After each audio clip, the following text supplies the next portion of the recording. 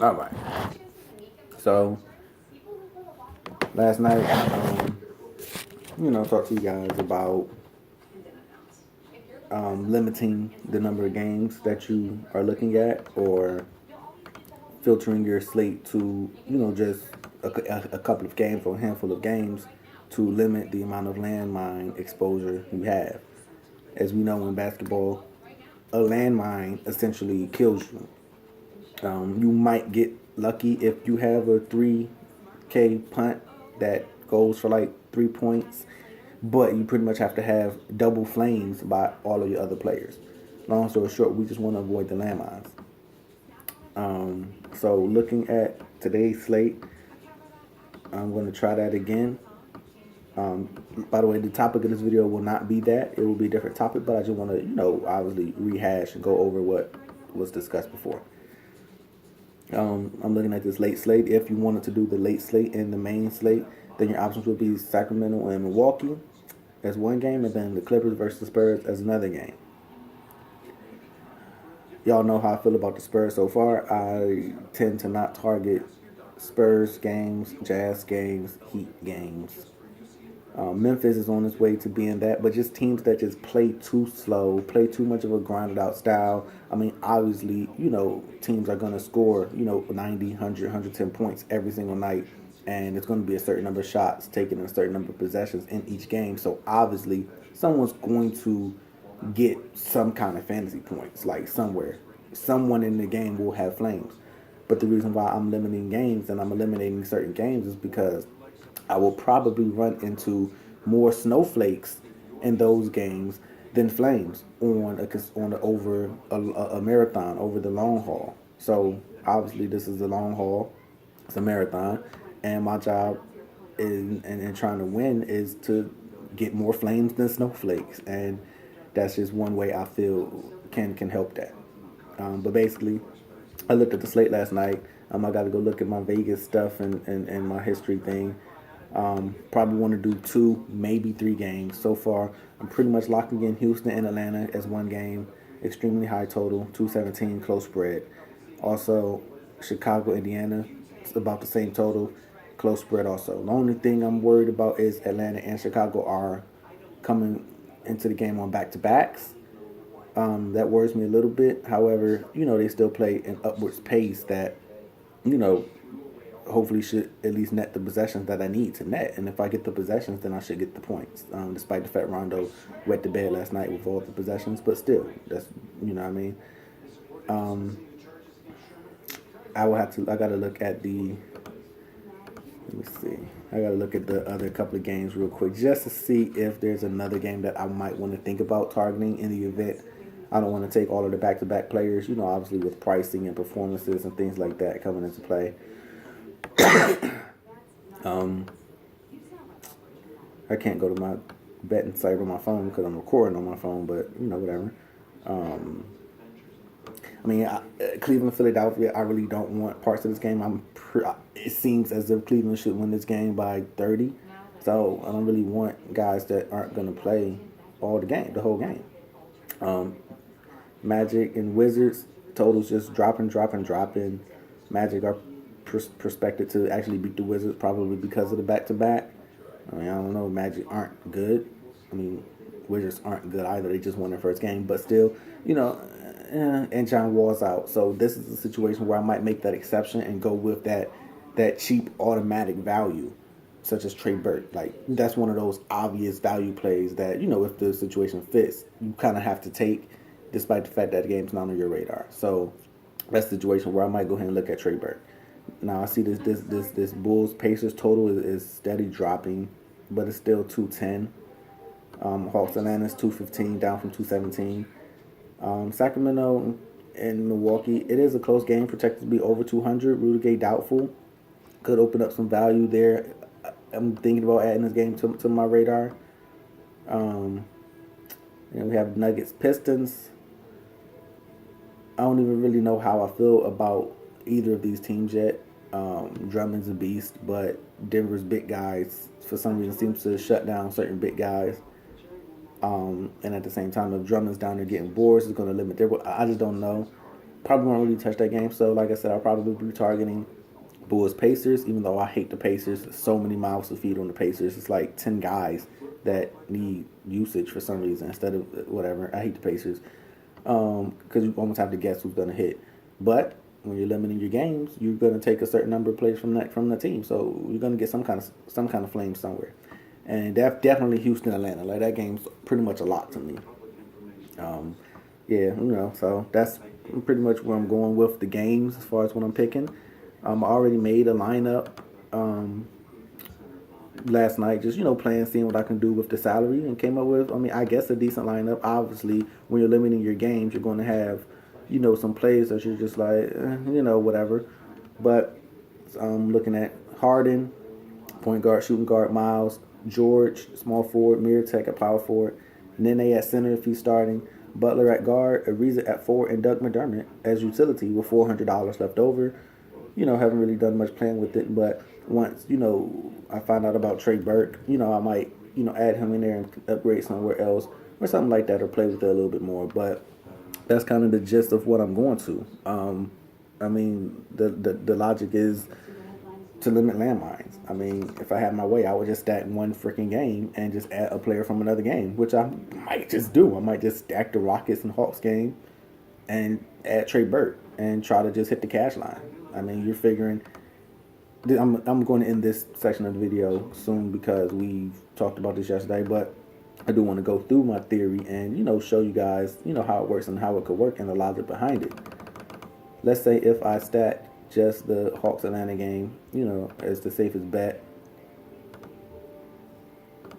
Harden, Howard, Millsap, Ariz, Nene. Even though I hate Eric Gordon, I absolutely can't stand Eric Gordon. I just feel as if he has no upside because he's a one-trick pony. I hate rostering Eric Gordon. In 99% of situations, I absolutely hate this guy.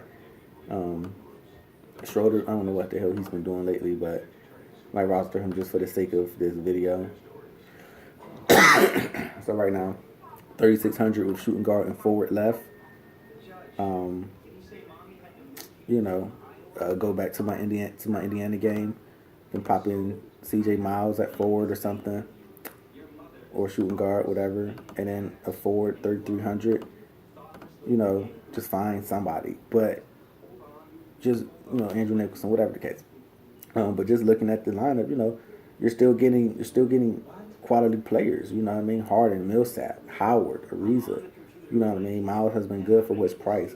Things like that. So it's like, granted, even if you get a snowflake from someone, more than likely that snowflake means you're getting some flames from someone else.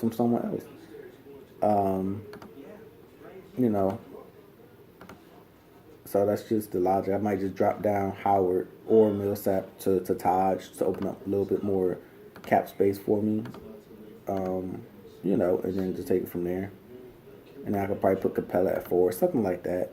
I have two people from the Chicago Indiana game, and then the rest from Atlanta Houston, which is what I want. Possessions is key. Anywho, the topic of this video is basically going to be focusing on a more balanced approach and the benefits and possibly the downsides of it. I first started seeing this idea once I started studying a certain person's lineup when they make in cash and GPPs, mainly in cash. Like, this person literally runs a balanced lineup. He fades the stars and fades the scrubs, obviously, unless that obvious value play that opens up like, oh my God, Chris Paul just got late scratched. We have a $3,500 guy that's going to get a lot of touches, something like that. The guy whose lineup I study is literally the best one in the industry. So y'all know who that is. Changed his name or whatever the case for whatever reason, but that's literally what he does. I played enough cash games with him and have gotten beat by him enough times to see it. So that's what kind of triggered my mind, and then I started thinking wow, makes sense. Reason being, the logic behind it is, in a normal situation, obviously we were targeting the $250 point range for your lineup, which is a 5x for your $50,000 salary on DraftKings. Um, so when you're picking your guys, you want guys that can get you 5x, with some upside for more. Nowadays, for some reason, like I discussed in the early video before, because of the multi-positions, whether it's just the pricing algorithm is shitty, whether it's just people are better, lineup providers, whatever the case is, the cash lines are immensely higher. Like they're 275, 280, 285, 290. You know what I mean? So it's almost like you have to target 5.5 or 6x for the cash to get your value. So, you know, the stars and scrubs approach, or the semi-stars and semi-scrubs approach, is usually the way that most people go. Obviously, because you want those studs that have that upside and that has that floor. Like you want the Westbrooks, the Davises, the Davises, the Westbrooks, the Hardens, the LeBrons, the guys that you kind of know, even though nothing's guaranteed, you know that they're guaranteed to get you X amount of points. You know what I mean? Whether that X is 35, 40, whatever the case, you kind of know that they're good for just X just because they're them. But when you start thinking about roster construction and building your roster, you have to now think like, okay, I need 5x. For example, let's just go with 5x. Let's say we're playing normal. We got 250. So you have a guy. I'm going to use a blend of guys for the sake of math because I know the math. I just don't feel like doing it. So I'm going to just say it's a player named Russell Harden, who's $12,000 because Westbrook's like damn near 13. Harden's damn near 12. So we'll just say Harden 12,000. So we plug him in. Now to get our 5x, we need 60 points. I mean, we need 60 points to get 5x. That's a big number. Granted, he can do it. He's done it 3 times this year. But that's a huge number. He's done 60 plus 3 times this year, but he's done less than 60 twice this year. So on that surface, the days that he's not getting your 60 points, he's essentially putting you in the hole because 60 points is a lot. So obviously, the more you spend on the player, then the more heavily weighted his multiple is. What I mean by is the more he costs, then the more his value affects your lineup. So if you have a guy that costs 12K and he gets you 7x, we're not going to do the math on that's 84, but he costs 12K, he gets you 7x, then that's a huge bump to your lineup because of the number of points that it is. However, if that guy gets you 3.5x, 4x, like Harden has done twice, he's done about 4.1x twice on 2 occasions, Dallas, it hurts because of how expensive he is. So nowadays, like you said, we're trying to target 5.5 to 6x. So that's for cash. That's to be safe for cash. 6x. That's what we're obviously targeting. You can look at your lineups, you can look at your cash lines and see that I'm not making up. We want 6x from our lineup. So look at that guy Harden, 12K to get 6x. That's 72 points. 72 points. Granted, it's been some monster performances this year so far from a couple of some guys. That's 72 points just for your lineup to be considered safe. 72 points just for your lineup to be considered safe. To put that in perspective, the real James Harden, he's hit 72 one time because he hit 77. Despite the fact he's had 66.5, 70, 48, 46. He's hit that 6x one time. So conceivably, if you're looking for 6x, you're missing out every single time you roster this guy. You know what I mean? And we're not even going to get to the multiple that you want for GPP because you want 7x from your lineup. So if this guy costs 12,000, essentially you want 7x. So that's 84 points. I mean, Yeah, it can happen because it's happened 2 or 3 times already. But you know what I mean? Like, are we going to count on that to get there? Having to search for 84 points, so when the guy drops 65 and the triple double, we're pissed. You know what I mean? So that's kind of the logic behind it. You know, when I start thinking about it on under its surface. And with that, with getting these stars and these studs, you have to obviously save salary, especially on DraftKings, because the pricing is tighter. So it forces you to have to drop down and get punts or cheap guys. So these cheap guys, you know, say a guy is like 4K, you want the 5X, you know, 20. That's, you know, manageable depending on the situation, da da da da. Um, However, 9 times out of 10, the cheap guys that you're getting, their upside is limited, more than likely.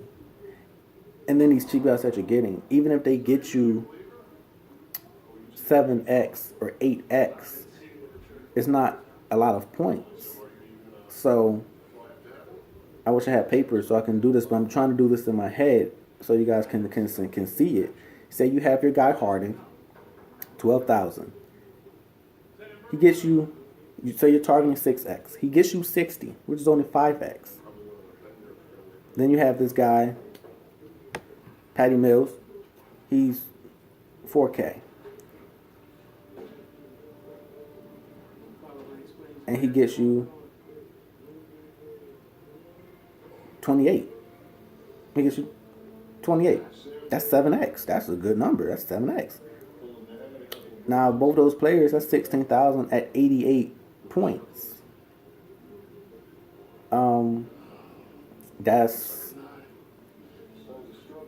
5.5X. So it just shows that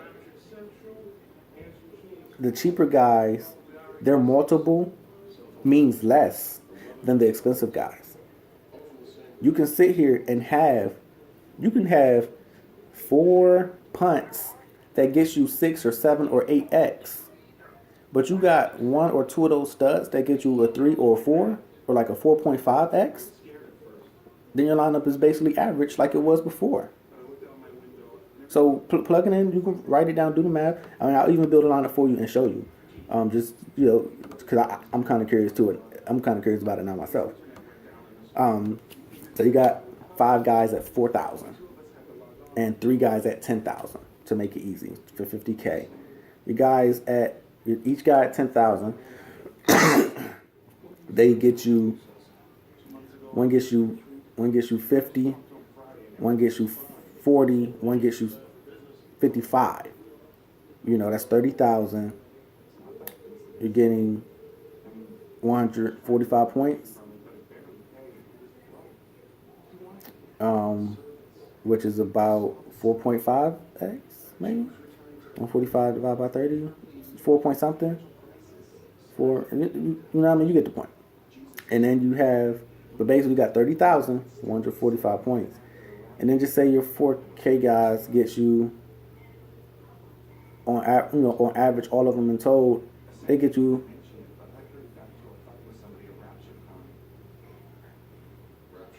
6X, because you want that 6X. You know, that's 120. So you just had 5 guys bang 6X value, but when you add your lineup up, it's only 265 points because your stud guys didn't carry the load with the bums, and that's if you get all 5 bums to pop off for 6X, which as you see doesn't always happen. Kaminsky, you know what I mean? So I started thinking as to, how would a more balanced lineup help? Because you have a lot of these players whose prices are lower than the studs because their ceiling is not as high. However, they can still pop off and they have a nice upside, i.e. Chris Paul, Greek Freak, example. You know, Paul George last year. I don't know what he's doing this year. He's just running the mill this year, but whatever. But this allows you to fit more guys that can get you a big multiple, and also allows you to fit guys whose big multiple will help you, if that makes sense. What I mean is, Instead of getting three studs who you have to pray gets 60 or 70 points each, and then some scrubs that you're hoping to get 6 to 7x value, going in that middle area, where you have guys in the 6K, 7K, early 8K range, you can get more of those guys, and them getting a big multiple is more realistic. That's what I'm trying to get at. What I mean is, Chris Paul is 8,100. James Harden is 11,600. I'm doing this real for this slate. For James Harden to get you 6x, which is what you want to target, you can look at your cash lines yourself. 6x, you're looking at 66 points. That's a big number. I mean, it just is. I mean, like I said, he's Harden. He can do it. That's a big number, though. He's done it twice. One on the slate that didn't count because he was playing Cleveland early. He got 66 against New York. Had to shoot 56% to do it. Had to get 15 assists to do it. You know what I mean? Had to get 30 points, 15 assists, and 6 boards to do it. Then he had 70. Had to get 34, 17 assists, and 8 rebounds. He had to shoot 16 free throws. He had to shoot, almost 50% from the field. You know what I mean? So, like I said, it can happen, but we're looking for consistency and safety. So that's his 6x. For him to have 7x, you're looking at 74? No. Looking at 81 for 7x. You're looking at 81 points for that 7x because you want to probably target in that 350 range for GPPs. 81. He hasn't done that this year. You understand? You feel me? So, yeah, it can happen, but is it realistic? So you have to think of what you're really searching for when you're constructing your roster and thinking, what can I achieve more than not? If you're looking to win a GPP and you want 7x from your lineup, Harden has not hit 7x yet because that's 81. So at none of these prices has he hit 7x. When he was 10,900 and he hit 70, that's not even 7x. He dropped freaking 70. And conceivably he doesn't have a winning GPP score. That's 70 points that he dropped. So, you just got to kind of look and think like, And like I said, it's so hard and it's so tempting to not get these guys because you don't want to be that guy to miss out on that performance. You don't want to miss out on Anthony Davis's 97 points. Duh, who would? You understand? Say a guy like Chris Paul. Now for him to get you, even if we're going back to the old thing, 5x, that's 40 points. 40 points. He's done that all but one game. The one game he didn't do it against was one of the teams that I fade all the time, Utah. Because that's what they do. They play slow and play defense. Other than that, he's hit that 5x every single time at this price. Nowadays, with this new NBA going on, we're trying to target that 5.5 to 6x. So 6x at his price of 8,100 is 48 and a half points. He's done that. He's done that the last 2 games. Came very close against Phoenix. I think that was probably, based on my quick math, probably about 85 to 46. Probably about 5.7, 5.75 against Phoenix. At 46 points. Those are realistic. That's realistic. For a 46-point game from a Chris Paul is realistic. I can see that on a more than not basis. And even if you want to get that 7x multiple, that 7x upside, for those GPPs, he just hit 66 against Memphis in 33 minutes. He hit 54 against OKC the night before, while shooting 36% from the field. And he was 1 assist from a triple-double, which would have put him way over the top. So, you know what I mean? Granted, this is because he got 6 steals in each of these games, but that's what he does. That adds to his upside. So it's like, with these lesser guys, these all-stars, but not, you know the tiers. You know the tiers. You got your Westbrooks, your Hardens, your Davises. And for fantasy purposes, I'm not adding Bron to that because for fantasy purposes, he's not one of those guys. Then you got your other guys, your Boogies, your Brons, your Pauls, that tier. Long story short, him getting his multiples that you need on a consistent basis is more realistic more often than these studs.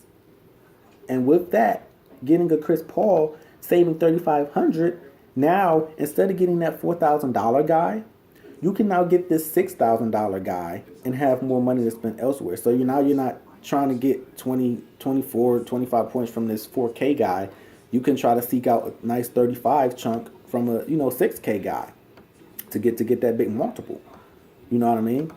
Somebody like Jokic, you can try to get that upside that he possesses, that he only hit one game, but that he does possess when he plays. So let me look at some of my lineups yesterday, even though I did run into a couple of landmines, but to show you the idea of it. Conceivably, realistically, you can have 5 7K guys and 3 5K guys. You know what I mean? Just depending on the guys you take, obviously.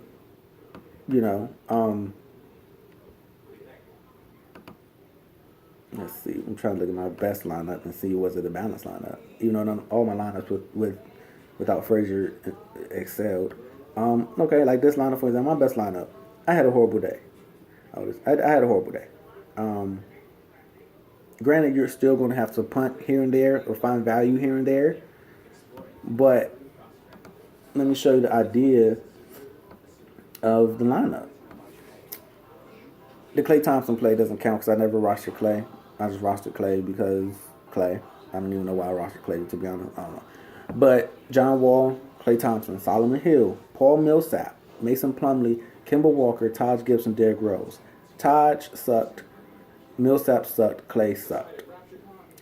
But their sucky games or their less than value games hurt me less than a sucky game or a less than value game that a Harden would have given me or a Westbrook would have given me, if that makes sense. A guy at 6K, he's expensive enough where he gets you 4X. It's still, some points. It's 24. And if he gets you just 5X, that's 30. But, if he just gets you 5X, it doesn't hurt you as much because you're only missing out on, 6 points that he should have gotten you to hit your value. If a guy that's, 11, 12,000 only gets 5X, now you're missing out on, 12 or more points that you need to have to hit your value. And you have to get one of these low upside punt plays as opposed to getting this 6K guy who you only lose 6 points out on for them hitting their 5X. But you, instead of getting a punt, you can get another guy that's equal to that 6K guy that might get you over the top. What I mean is, if I have the 12K guy and the 4K guy, 12K guy gets me 60. 4K guy gets me 20. Whatever. For the 80 points. So in order to get my 6X, I'm missing out on like 12 points from this 12K guy. But if I take that same 16,000 and I get 2 $8,000 guys, just on the surface right there, that automatically feels a little bit better. Just feels a little bit better because he's 4,000 for a reason, right? So it just feels better. You know what I mean? Thinking about it, it doesn't feel good, but once you plug it in, it just looks good. It just looks a lot better. To have that balance. Instead of having, I can do this example right here, and y'all can just answer in your head what would feel better if I asked you Harden and Ariza, or Chris Paul and Paul George. What feels better? What sounds better? If you put each pair of those players in, what looks better? That's only $300 difference in salary between the two of them. As a matter of fact, Harden and Ariza 17,000. Paul and George 16,300.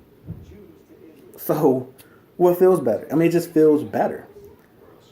And then, you know, the guys, Chris Paul, Paul George, they have that potential upside. Like they have that potential for a decent breakout game, 6, 7, maybe 8x. On a good day.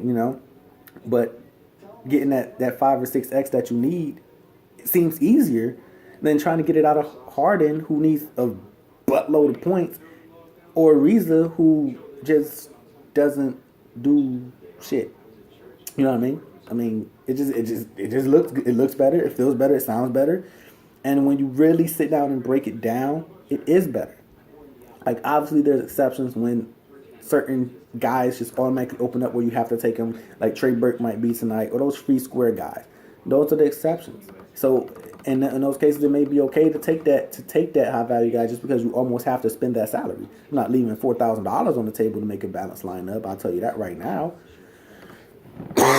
But that's one of the reasons I rostered DeMar DeRozan like every game, because at under 8,000, his upside was was good enough where I don't need to spend 3,000 more to get a similar, if not worse, upside.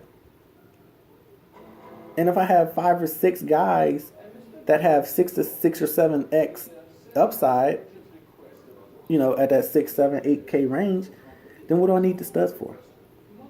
What do I need them for? What I tried to do last year, I went in and I literally crossed off the top 2 names in each position on big slates, and I just didn't take them. So now, what I'll probably do when I'm doing my balanced lineup test, I'll probably just go down the list and cross off like the top 5 guys. When I go to all, cross off the top 5 guys, which would be Harden, DeMarcus, LeBron, Giannis, and Kawhi. Just cross them off. Because when is LeBron gonna drop 60? I mean, he can. I mean, he's LeBron James. He's it. But when is he gonna drop 60, bro?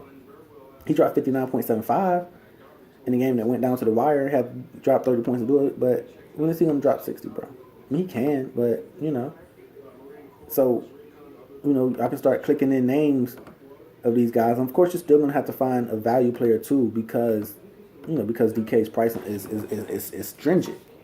You know what I mean? Once you plug in Burke, let me say I plug in Burke at that cheap price. He's too cheap. Plug in Burke. Probably plug in. Give me a small shooting guard. Deladova, CJ Miles, somebody like that. Deladova shitted on me last time, but let's plug in Deladova, because I don't want to sit here and criticize everyone that punts positions and then punt every damn position. So I got Chris Paul, Deladova, Paul George, and Trey Burke. 2 8K guys that have 50 plus point upside, easy. A 5K guy, and then a punt. And now I have 6,400 left. 6,400. You know what I mean? So, I can find the matchups and find matchups that I like. Plug in the Miro tick at power forward. You know what I mean? That can get you some decent upside. If I want to get a nice center, I can go ahead and get Dwight. This might be a Dwight game because he's going against his old team. So I got 3 8K guys. 3 8K guys that have 50 point upside, which is more than 6x upside. 6,100 left. I'm going to the forward position. I'm not researching my odds. I heard Rudy Gay's out. Let me plug in Matt Barnes for 4,100. Now I have 8,100 left for utility. Let me get Jimmy Buckets. I mean, this is not my lineup, but let me get Jimmy Buckets at 7,800.